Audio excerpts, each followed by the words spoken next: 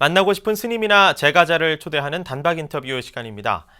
불교계의 대표적인 환경운동가이자 사회활동가로 최근에는 지역사회 공동체 운동에 앞장서고 있는 유정길 지혜공유협동조합 이사장을 양봉모 보도국장이 만났습니다. 네, 안녕하십니까? 네, 안녕하세요. 네, 지혜공유협동조합 지난해 창립됐지 않습니까? 네, 그게 이사장을 맡고 계시는데요. 지혜공유협동조합에 대한 소개를 먼저 좀 부탁드립니다.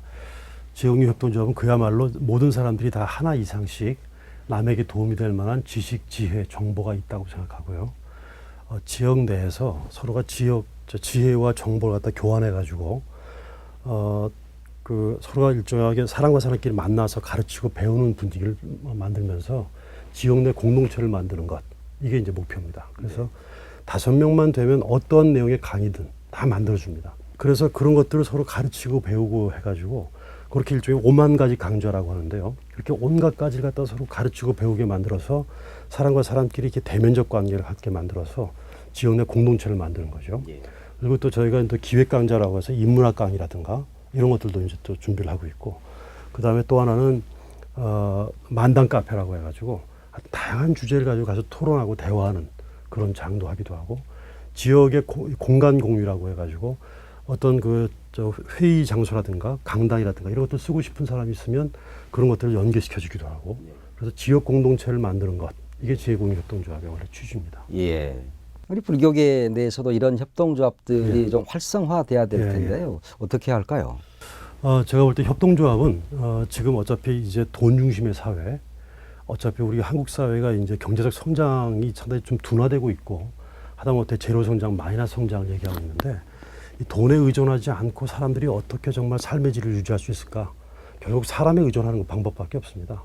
서로가 서로의 협력적 관계를 고도화시키고 사람과 사람끼리 만나가지고 서로가 의존하고 하는 이런 관계를 넓혀나가면 비록 가난한다 하더라도 굉장히 좀 행복하게 살 수가 있단 말이죠. 이건 부처님 가르쳐준 말씀말 맞다나 정말로 소유가 아니라, 돈이 아니라 어떤 사람끼리의 어떤 가치와 어떤 그런 연대 이런 것들을 통해서 또 그 연기적 관계를 높여나가는 것들을 통해서 이제 행복을 얻는 거기 때문에 이제 불교 내에서 지역마다 또 불교 내 다양한 곳에서 이런 게 굉장히 많이 시도됐으면 좋겠습니다. 예. 또 그런 많은 모델이 좀 만들어졌으면 좋겠어요. 네. 그런데 이제 우리 불교계 그러면 아무래도 좀 정적인 종교, 또 그 신도들도 동적이기보다는 사실은 좀 정적인 부분이 있지 않습니까? 뭐 수행을 통한 이런 종교이기 때문에요. 그런데 이런 협동조합을 통해서 그걸 좀 우리 불교계를 좀 더 활성화시킬 수 있는 그런 계기도 될 수 있을까요? 그렇죠. 왜냐하면 제가 볼 때 어차피 종교라고 하는 게 두 가지 기능이 있다고 봐요. 종교적인 어떤 가르침과 구도를 위한 목적도 있고, 또 하나는 커뮤니티 기능입니다. 공동체 기능이죠. 예를 들자면 가톨릭이나 기독교 같은 경우는 지금 뭐 사회적으로 굉장히 기독교 같은 경우에 이제 막 공격도 받고 그렇긴 하지만 아직도 유지가 되고 있는 이유가 그 커뮤니티 기능 때문에 그렇거든요. 거길 가야 사람도 만나고 재미도 있고 또 관계도 만들어지고 이러기 때문에 불교 내에서도 이런 커뮤니티가 좀 있어야 됩니다. 그러니까 사찰이 그냥 스님과 일대일적인 수직적 관계가 아니라 신도와 신도들끼리 그런 식의 어떤 협력과 협동의 어떤 그런 관계망을 갖다가 높여나간다 한다면 전 사찰이 훨씬 더 일정하게 신도들도 자기 일감도 많이 생길 것이고요. 그런 측면에서 협동조합도 그 대안 중에 하나가 될 것이다. 그렇게 생각하고 있어요. 예. 그동안 이제 불교 환경운동 많이 해오셨죠. 에코붓다를 오랫동안 이끌어 오셨어요. 그동안에 성과가 좀 많으셨던 것 같습니다만. 글쎄요, 뭐 성과라고 할 수 있을지 모르겠습니다만, 저희가 이제 90년 초부터 92년부터 이제 그동안 이제 환경 활동을 해왔습니다. 근데 저희가 했던 환경 운동은 자연 환경을 잘 복원하고 원상복귀하는 이것만 가지고는 안 된다. 어쩌면 저희가 이제 불교 단체이기 때문에 원래 이 환경 문제가 주고는 메시지의 기능이 있거든요.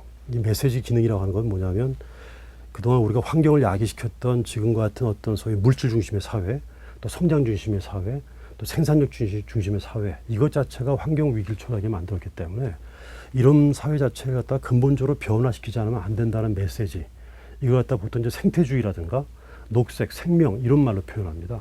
그러니까 이런 이념을 저희가 초기부터 계속적으로 확산돼야 된다. 환경운동이 그냥 환경운동에 그쳐서는 안 된다.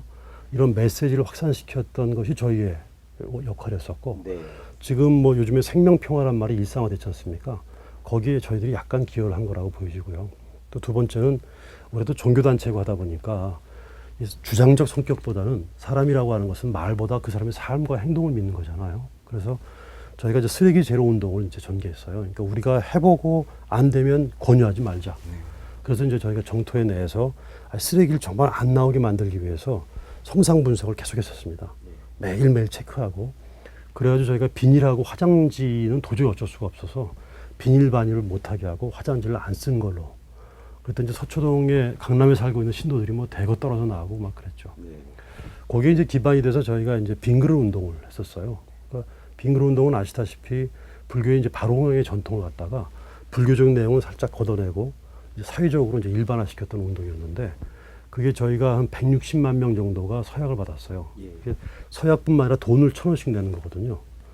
근데 그게 우리나라 역대 사회단체 캠페인 중에서 가장 큰 캠페인이었고 성공적인 캠페인이었고 그게 바로 빈 그릇 운동. 네, 빈그릇 운동이었었죠. 예, 예.